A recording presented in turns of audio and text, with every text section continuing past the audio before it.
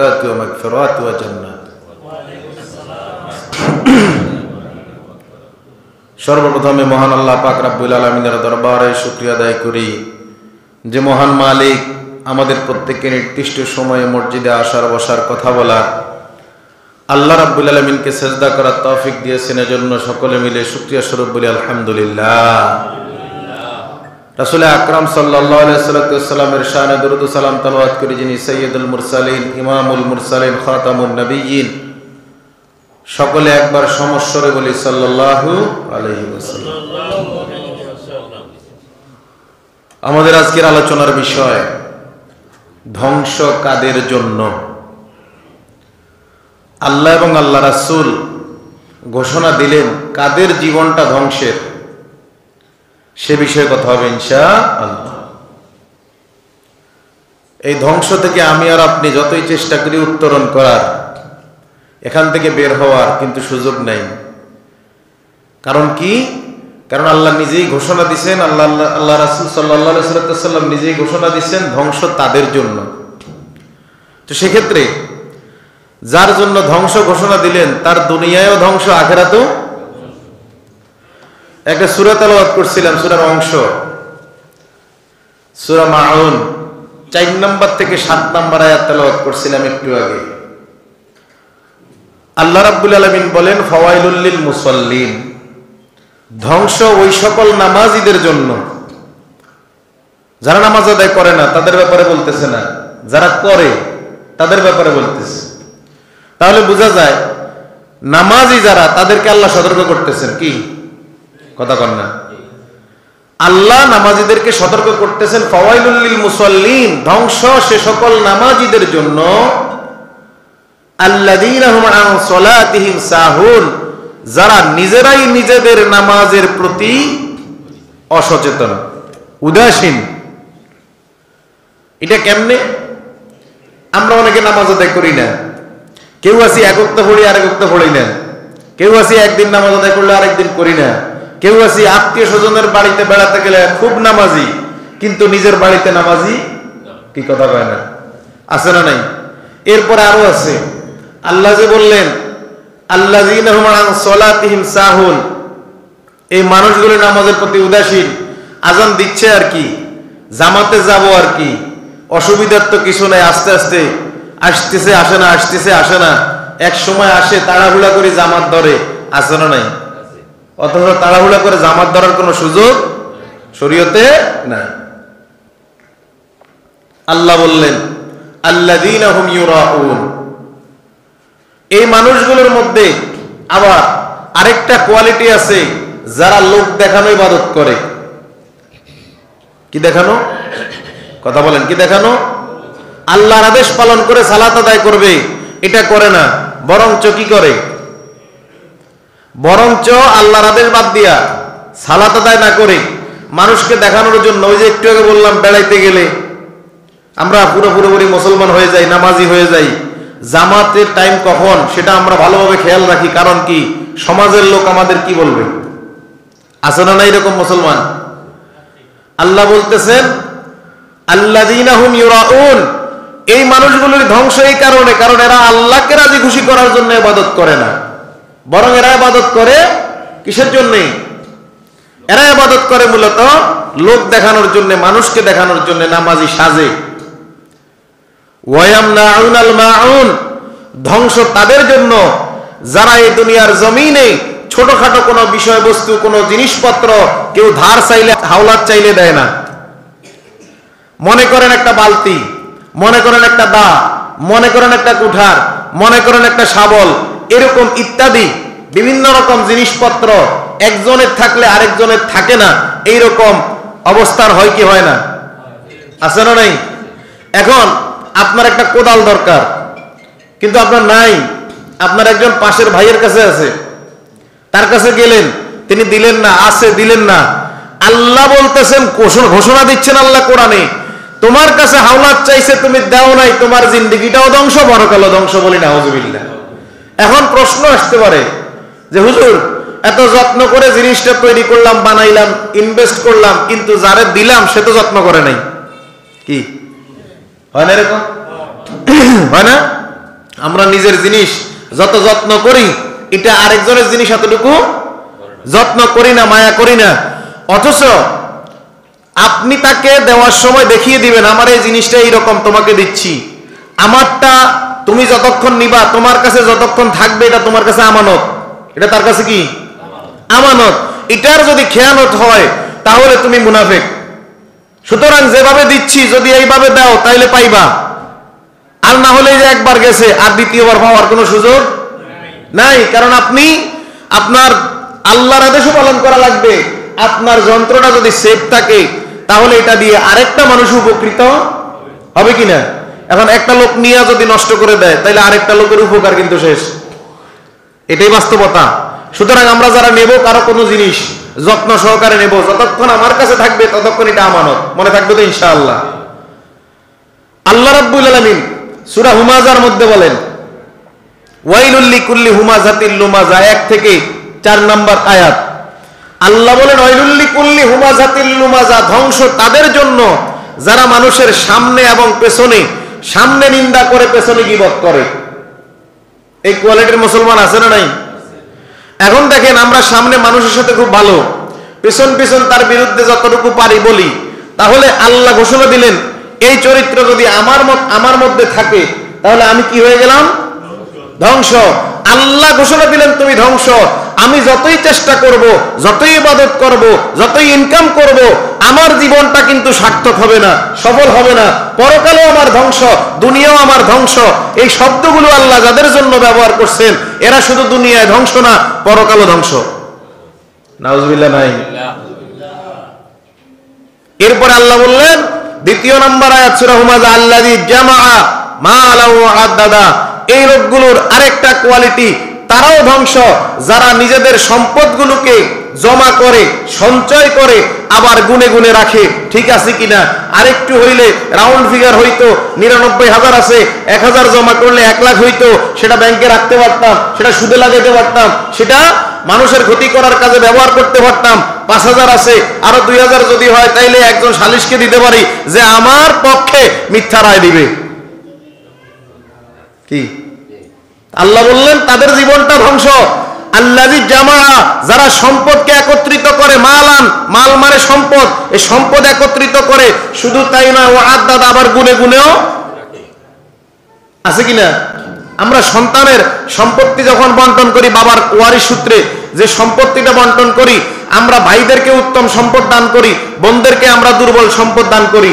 ভাইদেরকে বাড়িতে, বাজারে, মার্কেটে দেই, বোনদেরকে আমরা নালে বিভিন্ন খেতে দেই, আছে না নাই?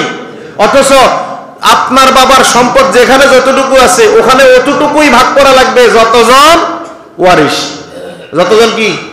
সুতরাং এদিকে আমি নিলাম, ওদিকে আপনাকে দিলাম, এই সুযোগও কিন্তু নাই। কিন্তু এই সমাজে এটাও কি কথা কয় না, হয় কি হয় না? আল্লাযী জামাআ মালাহু ওয়া আদ্দাদা। এরপরে বলছি ইয়াহসাবু আন্না মালাহু আখলাদা। আল্লাহ বলেন সে মনে করে তার এই সম্পদ, তার এই অর্থ তার জন্য চিরজীবন কাজে লাগবে, সে তাকে মুক্তি দিবে। কে? অর্থ, সম্পদ তাকে মুক্তি দিবে। আল্লাহ বলেন কাল্লা, কখনো নয়, লায়ুমবাযান্না ফিল হুতামা।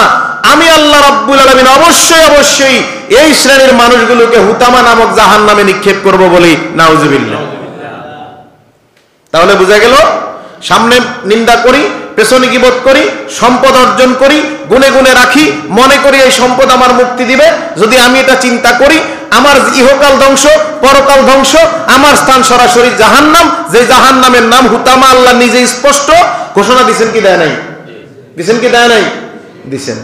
এবার দেখেন সূরা মুতাফফিফিন আয়াত 1 থেকে 5, এটাও 30 পারার মধ্যে আছে সূরা মুতাফফিফিন। আল্লাহ বলেন ওয়াইলুল লিল মুতাফফিফিন, ধ্বংস তাদের জন্য যারা ওজনে কম দেয়। কথা বলেন, এই সমাজে লেনদেন, কাজ কারবার, হাওলাত বরাত যাই করেন, কোন জিনিসপত্র ওজন দিয়া করেন না, অনুমান দিয়া করছেন। যদি কম বেশি হয়ে গেছে, 1 নাম্বার ফিকহের ভাষায় আপনি সুদের গুনাহ কামাইলেন, 2 নাম্বার কোরআনের ভাষায় আপনার জীবনটা ধ্বংস। আমরা কোরবানির গোশত ওজন দিয়ে ভাগ করি না, অনেক সময় অনুমান করে একটা বোলের মধ্যে, একটা টুকরির মধ্যে, একটা পাত্রের মধ্যে রেখে কি করি? বন্টন করি। আছে এরকম রীতি।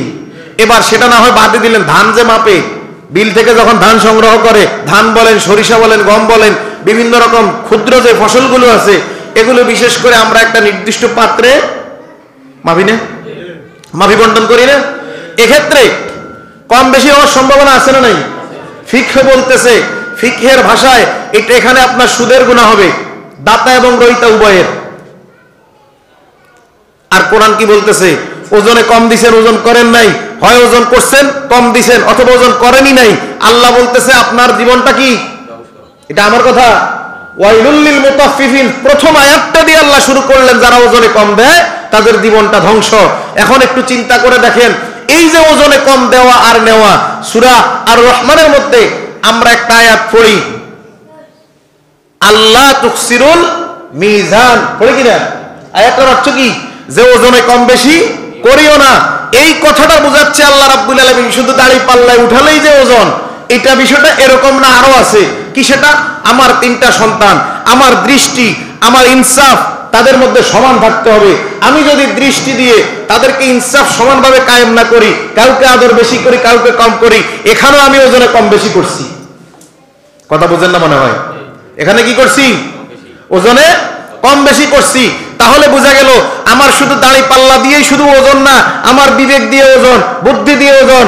আমি যদি একজন লোক আমার কাছে বিচার চাইতে আসছে, আমি অভিভাবক, আমি বিচারক, আমি কাজী, আমি জজ, আমি যাই হই না কেন, আমি যদি ইনসাফের সহিত বিচার করে দেই, পক্ষপাতিত্ব না করি, তাইলে ওজন ঠিক আছে। যদি পক্ষপাতিত্ব করে ওজনে ঠিক, কথা বুঝাতে পারি না মনে হয়? এই কথাগুলো দিয়ে ঘন্টার পর ঘন্টা তাফসীর করা সম্ভব, সময় কম। এখন দেখেন, এই যে আল্লাহ রাব্বুল আলামিন বললেন ওজনে কম যারা করে, ওজনে কম যারা দেয়, তাদের জীবনটা আল্লাযীনা ইযা তালু আলান নাসি ইস্তাওফুন, 2 নম্বর আয়াত সূরা মুতাফফিফিন। আল্লাহ বলেন এরা যখন মানুষ থেকে নেয় তখন এরা ঠিকমতোই গুনে গুনে নেয়। কোয়ালিটি কি, যোগ্যতা কি? মানুষ থেকে যখন নেয় ঠিকঠাক মতোই হিসাব করেই দেওয়ার সময় কি? দেওয়ার সময় কম, আর নেওয়ার সময়। দেখেন একটু খেয়াল করেন, চায়ের দোকানদার যারা আছেন রাগ করবেন না কেউ, আমরা যখন ক্রেতারা বলি 1 কাপ চা দেন, দোকানদার কত কাপ দেয়? কথা কয় না। আমরা চাইছি কতদূর? চাইছি কতটুকু? 1 কাপ, দিছে কতদূর? আধা কাপ। এখন বলতে পারেন হুজুর প্রচলিত সিস্টেমটাই এখন আধা কাপে 1 কাপ। কি সিস্টেমটা? কি আধা কাপে 1 কাপ? যদিও সিস্টেম হয়, কিন্তু কথার সাথে কাজের কোনো মিল নাই। এটা শুধু 1-2 না, সারা পৃথিবীটাই, বাংলাদেশটাই কি এভাবে হয়ে গেছে না? গেছে না? কারো বিরুদ্ধে বলতেছি না, বাস্তবতা। তাইলে ওজনে কম বেশি এখানে হয় কি হয় না? হচ্ছে না? সাবধান থাকার দরকার আছে না নাই? প্রয়োজনে 5 টাকার না এখন 60 টাকা নেন, পুরো কাপ দেন। আর যে ব্যক্তি বলে যে আমার এত লিকারের দরকার নাই, সেটা তো সমস্যা নাই, কারণ পার্টির দাবি দেওয়া নাই। আল্লাযী ইযা তালু আলান নাসি ইস্তাওফুন, সম্ভব।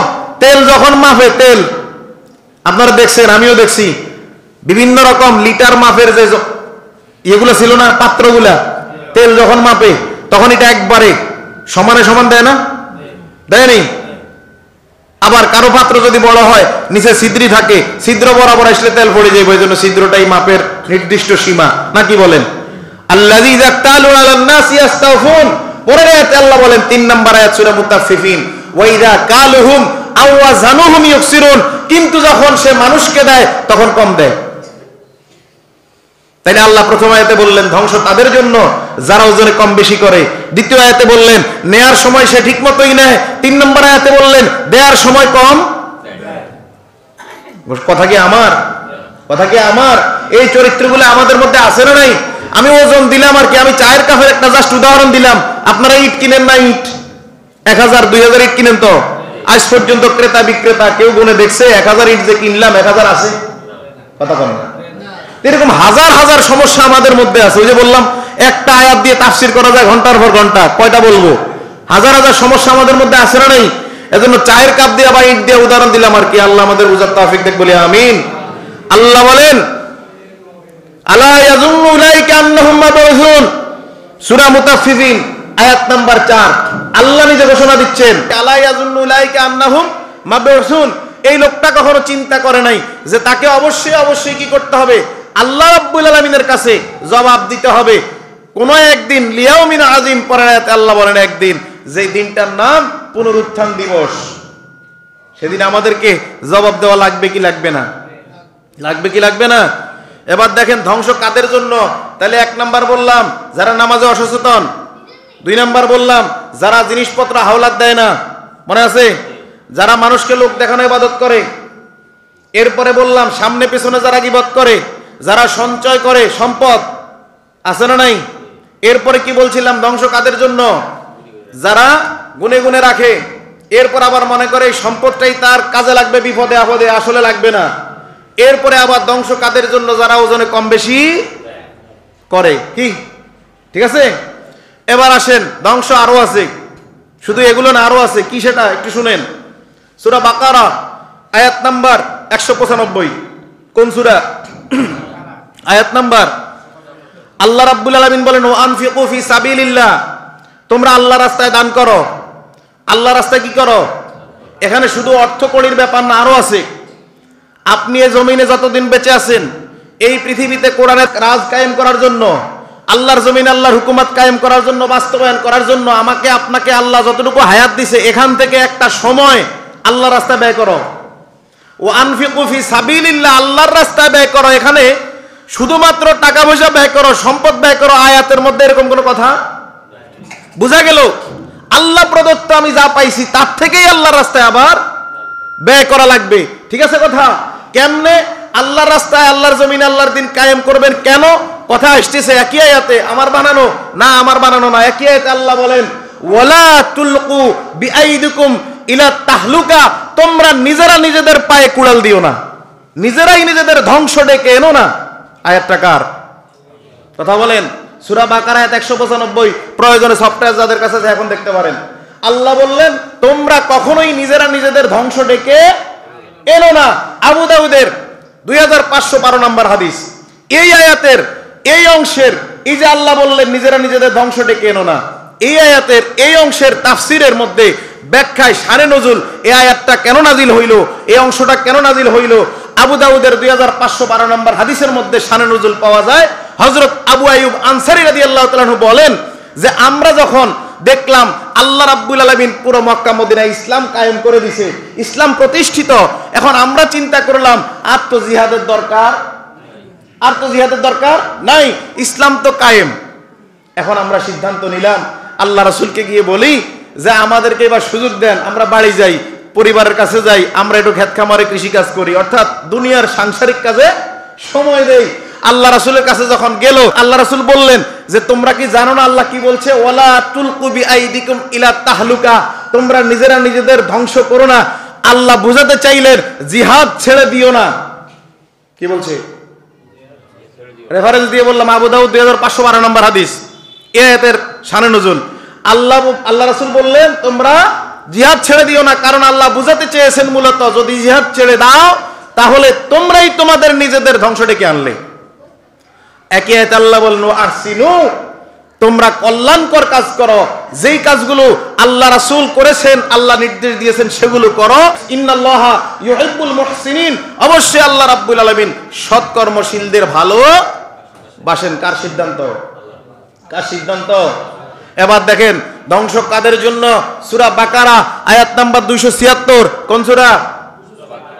বাকারা আয়াত নাম্বার 276। আল্লাহ রাব্বুল আলামিন বলেন ইয়ামহাকুল্লাহুর রিবা, আল্লাহ সুদকে ধ্বংস করেন, ওয়া ইউরবিস সাদাকাত, দান অনুদানকে আল্লাহ রাব্বুল আলামিন বৃদ্ধি করে দেন। সুবহানাল্লাহ। এবার দেখেন প্রথম শব্দটা আল্লাহ কি ব্যবহার করছেন? ইয়ামহাকুল্লাহুর রিবা, আল্লাহ সুদকে ধ্বংস করে দেয়। তাহলে বোঝা যায় দুনিয়ার জমিনে আমি আপনি ভালো থাকার জন্য, ভালো রাখার জন্য ব্যবসা বাণিজ্য ঘর বাড়ি যাই কিছু করি না কেন, যেখানে আমার সুদের গন্ধ আছে, চাকরি বাকরি অর্জন থেকে শুরু করে সব জায়গায় সাময়িকভাবে আমি মনে করি আমি ভালোভাবে জীবন ধারণ করতেছি, ভালোভাবে ভালো আছি, সমাজে 8-10 জনের চেয়ে আমি ভালো আছি, কিন্তু একটা পর্যায়ে যেখানে আল্লাহ ঘোষণা দিলেন তোমাকে এটা ধ্বংস করে দিবে, আজ না হোক কাল, টুডে অ্যান্ড টুমরো, 10 বছর পর 20 বছর পর একদিন না একদিন আপনার পতন আসবেই। ভুল বললাম কথা? ভুল বললাম? আল্লাহ সিদ্ধান্ত দিলেন ইয়ামহাকুল্লাহুর রিবা, আল্লাহ সুদ ধ্বংস করে দেন। এবার দেখেন সহিহ মুসলিম হাদিস নাম্বার 1598 নম্বর হাদিস কি বলেন দেখেন। আন জাবের রাদিয়াল্লাহু আনহু قال লাআনা রাসূলুল্লাহ সাল্লাল্লাহু আলাইহি সাল্লাম, হযরত জাবের রাদিয়াল্লাহু আনহু বলেন আল্লাহ রাসূল লানত দিলেন। কি লানত দিলেন? আকিলার রিবা, যে ব্যক্তি সুদ খায়, ওয়া মুকিলাহু, যে ব্যক্তি সুদ দেয়, ওয়া কাতিবাহু, যেই ব্যক্তি লেখে, ডিড লেখে না, লেখে না, লেখে, ওয়া শাহিদাইহি, যারা সাক্ষী দেয়। কয় শ্রেণীর কথা বললেন? 1 নাম্বার খায়, 2 নাম্বার দেয়, 3 নাম্বার লেখে, 4 নাম্বার কি বলছে? যারা সাক্ষী দেয়। একই হাদিসে আল্লাহ রাসূল বলেন ওয়া ক্বালাহুম সাওয়াউন, এদের সকলের, এই সকলের গুনাহ সমান। নাউজুবিল্লাহ। এই হাদিসের শুরুতে রাসূল বলছেন লানা রাসূলুল্লাহ, মানে আল্লাহ রাসূল লানত দিবেন। তার মানে কি? ইহকালও শেষ, পরকালও শেষ। সুতরাং সাবধান। সুদ গ্রহণ করে করে আমরা ঘরবাড়ি করি, 5 লাখ নিজের, 2 লাখ হোম লোন, এই যে লইলেন, এই ঘরের ভিতরে যত বছর পর্যন্ত আপনি ইবাদত করলেন, আপনার মেহমান ইবাদত করলো, কোরআন তেলাওয়াত করলেন, সম্পূর্ণ হারাম, কিচ্ছু হয় নাই। সিদ্ধান্ত নেন কিরবেন। হোম লোন করবেন, ল্যান্ড লোন করবেন, বাড়ি গাড়ির লোন করবেন, আপনি পণ্য কিনেন, সেটা হালাল। কিন্তু আপনি যখন জমি কিনবেন টাকা নেবেন কোনো ব্যক্তি থেকে, আপনি যখন বিল্ডিং করবেন টাকা নেবেন কোনো ব্যক্তি থেকে, টাকা নিয়া মাল কিনা আবার এটারে আপনি বিল্ডিং করবেন কিংবা জমি কিনবেন, যাই করেন সাবধান, আপনিও এটার সুফল ভোগ করবেন না, আপনার পরবর্তী প্রজন্ম সুফল ভোগ করার সুযোগ। এবার আসেন চাকরি বাকরিতে আমরা ঘুষ দেই কি দেই না? ঘুষ প্রবণতা আছে না নাই? আছে। আবু দাউদ শরীফ হাদিস নাম্বার 358। কোন কিতাব? হাদিস নাম্বার 358। আন আব্দুল্লাহ ইবনে ওমর রাদিয়াল্লাহু তাআলা আনহু লানা রাসূলুল্লাহ সাল্লাল্লাহু আলাইহি সাল্লাম, ফলো করেন হাদিসটা আব্দুল্লাহ ইবনে ওমর রাদিয়াল্লাহু তাআলা থেকে বর্ণিত। তিনি বলেন আল্লাহ রাসূল নিজে লানত দিয়েছেন আলার রশি ওয়াল মুরতাশি, যে ঘুষ দেয়, যে ঘুষ গ্রহণ করে, উভয়ের প্রতি লানত কে দিছে? কথা বলেন, কে দিছে? আল্লাহ রাসূল সাল্লাল্লাহু। এখন সিদ্ধান্ত আমার আর আপনার, চাকরি নেব ঘুষ দিয়ে, জীবনভর যা কামামু সম্পূর্ণ হারাম। উপর দিয়ে হয়তো কেউ জানে না, দাতা গ্রহিতা এরা কাউকে প্রকাশ করে নাই, প্রেস্টিজের বিষয়। আমি ঘুষ দিয়ে চাকরি নিয়েছি, সমাজের মানুষ জানলে এটা আমার প্রেস্টিজের বিষয়, এজন্য আমি হয়তো বলি না। কিন্তু ঘটনাটা হচ্ছে আপনি বলেন নাই ঠিক, আমলনামা যার কাছে বিচার করবেন যিনি, আমার জীবনের বৈধ অবৈধ যার কাছে হিসাব দেওয়া লাগবে, তিনি যদি জানেন আমি অবৈধ পথে চাকরিটা নিছি, তাহলে আমার কি হবে? অবৈধ পথে আমি সালিশকে কিনে, জজকে কিনে, মিথ্যা মামলা, ভুয়া মামলা দিয়ে আমি আরেকজনকে হয়রানি করে দুনিয়ার মানুষকে বোকা বানানো সম্ভব? স্বয়ং রব্বুল আলামিনকে বোকা বানানো সম্ভব না। সম্ভব কিনা? সম্ভব কিনা? যদি সম্ভব না হয়, যার কাছে আমি আপনি ধরা, তাকেই যদি বোকা বানাইতে না পারি, তাকেই যদি ধোকা দিতে না পারি, তাহলে আমি সবচেয়ে বড় বোকা যদি ঠিক মতো না চলি। বললাম। এখন আপনি দেখেন তো ধ্বংস কাদের জন্য? যে কথাগুলো বলতেছি বাস্তবতার সাথে মিল আছে না নাই? আছে না নাই? এবার দেখেন সহিহ বুখারী 4886 নম্বর হাদিস। কোন কিতাব? হাদিস নাম্বার 4886 নম্বর হাদিস। কি বলেন আল্লাহ রাসূল সাল্লাল্লাহু আলাইহি ওয়াসাল্লাম? একটু দেখেন, হযরত আব্দুল্লাহ রাদিয়াল্লাহু আনহু থেকে হাদিসটা বর্ণনা। আল্লাহ রাসূল বলেন, যেই মানুষ কোন মানুষের শরীরে উল্কি বা ট্যাটু অঙ্কন করে, বুঝেন, দেখবেন এখন মিডিয়ায় দেখা যায় এতটুক পর্যন্ত শুধু বিভিন্ন রকম ট্যাটু, বুঝেন তো, স্টিকার, বিভিন্ন ডিজাইন আছে না নাই? বিভিন্ন জায়গায় আছে, পুরুষ হোক কিংবা নারী। রাসূল বললেন এই হাদিসে, যদি কেউ কারো শরীরে ট্যাটু অঙ্কন করে অথবা করায়, আমি নিজের বডিতে আপনাকে দিছি সুযোগ, আপনি করছেন, অথবা আপনার বডিতে আমি করছি, যাই হোক না কেন, করে এবং করায়, এই দুইজনের প্রতি লানত। কইতেছি এখন দেখেন ভাই যে প্রশ্নটা করছে যে মেহেদি কেউ কি করে? ট্যাটু করে। এখন মেহেদি কে দিবে, কারা দিবে? এখানে আরেকটা প্রশ্ন আছে, কার জন্য? হাতে মেহেদি দিবে, পায়ে মেহেদি দিবে, হাতের নখে মেহেদি দিবে, পায়ের নখে মেহেদি দিবে, এটা শুধুমাত্র নারীর জন্য। তাও আবার বিবাহিত নারী, যে তার স্বামীকে সৌন্দর্যে আকৃষ্ট করার জন্য, স্বামীর সামনে নিজের সৌন্দর্য উপস্থাপন করার জন্য যে এই সৌন্দর্যগুলো দিতে পারবে। তবে হ্যাঁ, মেহেদি দিয়া যদি কোনো চিত্র অঙ্কন করে, নারী হোক কিংবা পুরুষ, সেটা যদি প্রাণীর ছবি হয়, তাহলে ওই ব্যক্তিও জাহান্নামী, আর যিনি এটা করছেন করার জন্য উৎসাহ দিয়েছেন তিনিও জাহান্নামী। যতদিন বডিতে থাকবে ততদিন তার ইবাদত হবে না। আমরা পুরুষরা মেহেদি দেই, মেহেদি দিবেন দাঁড়িতে পুরুষরা, যদি একটা প্রশ্ন আসছে, মেহেদি দিবেন দাঁড়িতে, হাতে পায়ে দেওয়ার সুযোগ নেই পুরুষদের। এখন মেহেদি তো ভালো জিনিস, এখন স্বর্ণ গয়না পুরুষরা গলায়, হাতের আঙ্গুলে, আছে না নাই? জায়েজ আছে? নাই তো। শ্বশুর বাড়িতে গেছেন বিয়ের দিন, যাক যে কয়টা পাইছেন আর কি, রাত্রে আইনা এটারে ঠিক মতো গোছাই গাছাই জমা করে রাখেন। এটা তো করি না আমরা অনেকে, এটাকে আবার ডিসপ্লে করি, পাবলিশ করি হাতে পায়ে আঙ্গুলে, এটা মানুষকে দেখাই যে মোটামুটি 8-10টা পাইছি, মানুষ বুঝবো আমার আত্মীয় ভালো। এটা তো বাস্তবতা, বাস্তবতা এরকম না। অথচ কি বললেন আল্লাহ রাসূল, বললেন যে কেউ যদি বডিতে উল্কি করায় অথবা করে, উভয়ে কি, উভয়ের প্রতি লানত।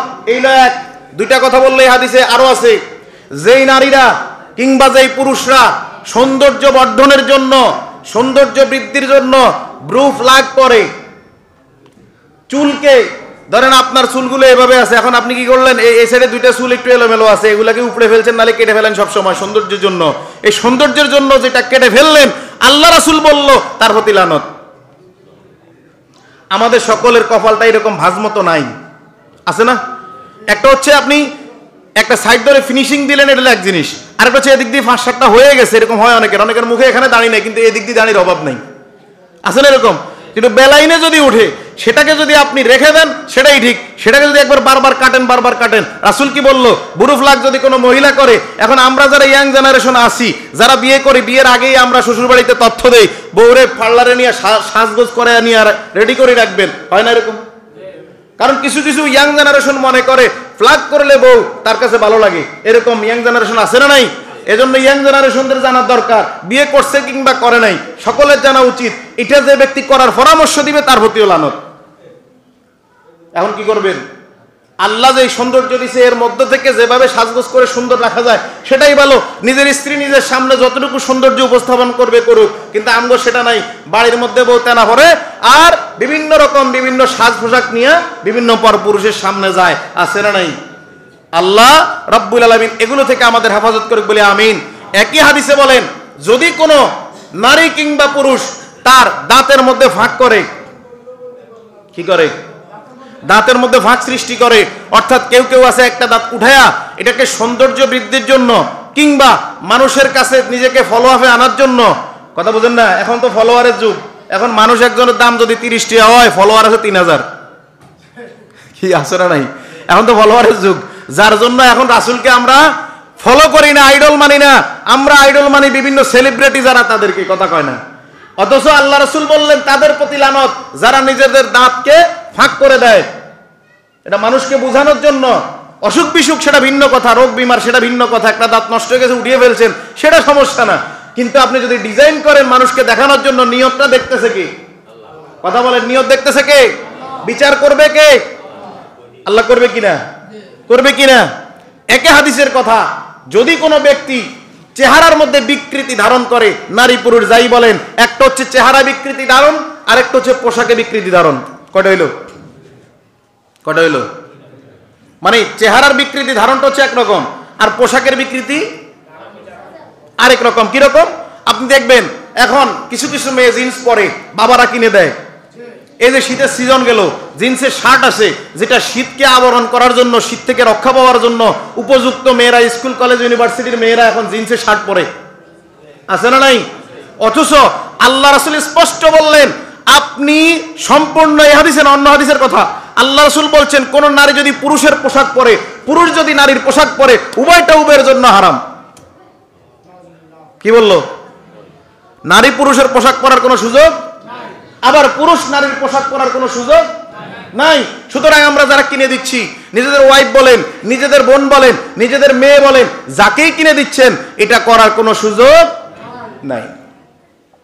আবার হলুদ কাপড়, আমরা পুরুষরা অনেক সময় হলুদ কাপড় দিয়ে পাঞ্জাবি বানাই, বিশেষ করে গায়ে হলুদে, যেটা শরীয়তে নাই। ইনশাআল্লাহ একদিন যদি আল্লাহ তৌফিক দেয়, মুসলমানের বিয়ে এই প্রসঙ্গে আলোচনা আসবে, ইনশাআল্লাহ ইমিডিয়েটলি আসবে, আল্লাহ যদি বাঁচায় রাখে।